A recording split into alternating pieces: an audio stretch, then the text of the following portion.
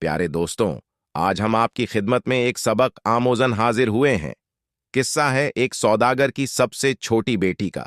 छोटी बेटी अपने बाप का घर क्यों छोड़कर चली गई और किस तरह उसकी एक बादशाह से शादी हो गई, जानने के लिए वीडियो को आखिर तक जरूर देखिएगा। एक दफा का जिक्र है कि एक सौदागर था जिसकी 3 बेटियां थीं। इसकी तीनों बेटियां बेहद खूबसूरत थीं, लेकिन छोटी वाली सबसे प्यारी थी। उस सौदागर को अपनी तीनों बेटियों से बेइंतेहा प्यार था। वह बस डरता था कि कहीं उसे कोई छोड़कर ना चली जाए। इसलिए एक दिन सौदागर ने फैसला किया कि वह अपनी तीनों बेटियों से पूछेगा कि वह उससे कितनी मोहब्बत करती है। वह यही सोचते हुए अपनी सबसे बड़ी बेटी के पास गया और पूछा, बेटी, तुम मुझसे कितनी मोहब्बत करती हो? बड़ी बेटी ने जवाब दिया, बाबा जान, मैं आपसे अपनी जान से भी ज्यादा मोहब्बत करती हूं। बाप यह सुनकर बेहद खुश हुआ और अपनी बेटी को एक कीमती सोने का हार तोहफे में दिया। फिर वह अपनी दूसरी बेटी के पास गया और उससे भी यही पूछा कि बेटी, तुम मुझसे कितनी मोहब्बत करती हो? दूसरी बेटी ने जवाब दिया, बाबा, मैं आपको इस पूरी दुनिया में सबसे ज्यादा चाहती हूं। बाप बेटी की बात सुनकर खुश हुआ और उसे बहुत सी सोने की अशर्फियां दी। अब सौदागर अपनी सबसे छोटी बेटी के पास गया। बेटी, तुम मुझसे कितनी मोहब्बत करती हो? सबसे छोटी बेटी ने जवाब दिया कि नमक के बराबर। बेटी का जवाब सुनकर बाप को बहुत गुस्सा आया। सौदागर मन ही मन सोचने लगा कि नमक तो इंतहा सस्ती और मामूली चीज है, ये मुझे इतना प्यार करती है। और फिर सौदागर ने उसे बहुत डांटा और गुस्से में यह भी कह दिया कि मुझे पता है कि तुम एक दिन मुझे छोड़कर चली जाओगी, इसलिए बेहतर है कि अभी से इस घर से चली जाओ। बाप की बात बेटी के दिल पर जाकर लगी और वह किसी को भी बताए बगैर घर से रोते हुए निकल गई। वह लड़की एक ऐसी जगह से गुजर रही थी जहां बहुत सी घास उगी हुई थी। लड़की ने अपने लिबास के ऊपर ही एक और घास का लिबास बनाकर पहन लिया ताकि पहचानी ना जाए। इसके बाद वह बादशाह के महल के बाहर जाकर रुक गई और बाहर खड़े सिपाहियों से कहने लगी कि सुनो, मुझे कुछ काम की जरूरत है, क्या तुम मुझे काम पर रख लोगे? मुझे सब काम आता है। सिपाही कहने लगे, नहीं बीबी, हम ऐसे किसी को काम पर नहीं रख लेते, जाओ यहां से। लड़की उदास हुई लेकिन फिर से इसरार करने लगी, देखो, मुझे काम की बहुत जरूरत है, मेरे लायक कोई तो काम होगा महल में। इससे पहले कि सिपाही इनकार करता, एक बावर्ची उनके पास आकर खड़ा हो गया। उसने शायद लड़की की बात सुन ली थी। उसे लड़की पर बहुत तरस आया, इसलिए उसने लड़की को अपने साथ रख लिया। बावर्ची ने उसे सारे काम समझाए और उसे उसके सोने की जगह भी दिखा दी जहां और भी औरतें थीं। किसी को उस लड़की का नाम तो नहीं मालूम था, तो उसका घास वाला लिबास देखकर सबने उसका नाम घसियारी रख दिया। अगले दिन महल में हलचल मची कि बादशाह एक बहुत बड़ी तकरीब का काम कर रहे हैं, उसमें हर कोई शरीक हो सकता है। तमाम मुलाजिम औरतें अपने आप को संवारने में लग गईं। जब तकरीब का दिन आया तो घसियारी ने जाने से इनकार कर दिया और कहा कि उसकी तबीयत ठीक नहीं है, और फिर सब उसे आराम का कहकर चले गए। कुछ ही देर के बाद घसियारी उठी, अपना घास वाला लिबास उतारा और एक खूबसूरत सी पोशाक पहन ली जो वह अपने साथ लाई थी, और फिर उस तकरीब में चली गई। वह इतनी खूबसूरत लग रही थी कि वहां तमाम हसीन की नजरें उस पर उठ रही थीं। हर कोई ताज्जुब में था कि इतनी हसीन लड़की कौन है। वहां बादशाह का बेटा भी मौजूद था। उसने जब इस हसीन लड़की को देखा तो देखता ही रह गया, और फिर शहजादे ने पूरी तकरीब घसियारी के साथ बातों में गुजार दी। शहजादे ने किसी और की तरफ आंख उठाकर भी ना देखा।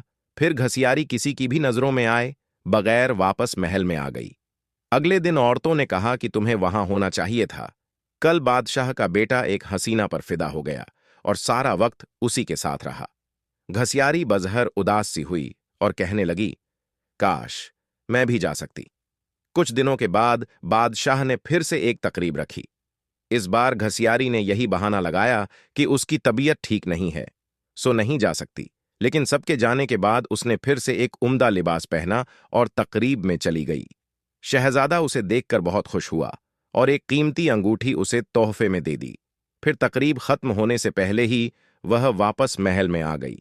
दूसरी तरफ बादशाह का बेटा सौदागर की छोटी सी बेटी पर फिदा होकर रह गया था। उसने फैसला किया था कि वह अपने बाप से इस लड़की का जिक्र जरूर करेगा। अब अगली तकरीब शहजादे ने खुद जानबूझकर रखवा ताकि वह इस लड़की से मिल सके। लेकिन इस बार घसियारी ना आई। शहजादा उदास हुआ। बादशाह को घसियारी के बारे में कुछ भी मालूम नहीं था, इसलिए वह परेशान हो रहा था कि उसका पता कैसे और किससे करें। एक दिन शहजादे ने महल के मुलाजिमों से साबूदाना बनाने की फरमाइश की। घसियारी को जब यह पता चला तो उसने खुद साबूदाना बनाने की ख्वाहिश का इजहार किया। उसे इजाजत दे दी गई। घसियारी ने साबूदाना बनाने के बाद वही कीमती अंगूठी जो शहजादे ने उसे दी थी साबूदाने में डाल दी। अब शहजादा तख्त पर बैठा साबूदाना खा रहा था। जब खाना खा चुका तो देखा कि प्याले में अंगूठी पड़ी है। वो अंगूठी पहचान गया और जल्दी से अपने मुलाजिम को बुलवाया। मुलाजिम ने बताया कि यह साबूदाना घसियारी नामी मुलाजिम ने बनाया है। फिर घसियारी को बुलवाया गया। शहजादा घसियारी को पहचान ना सका, लेकिन जब घसियारी ने बोलना शुरू किया तो शहजादे को उसकी आवाज सुनकर यकीन हो गया कि यह वही लड़की है जो उसे तकरीब में मिली थी और जिस पर वह दिल हार बैठा है। फिर घसियारी ने अपना सारा किस्सा शहजादे को बताया कि वह इस महल में किस तरह पहुंच गई।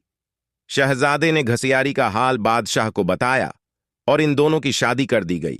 शादी के बाद एक बहुत बड़ी तकरीब रखी गई।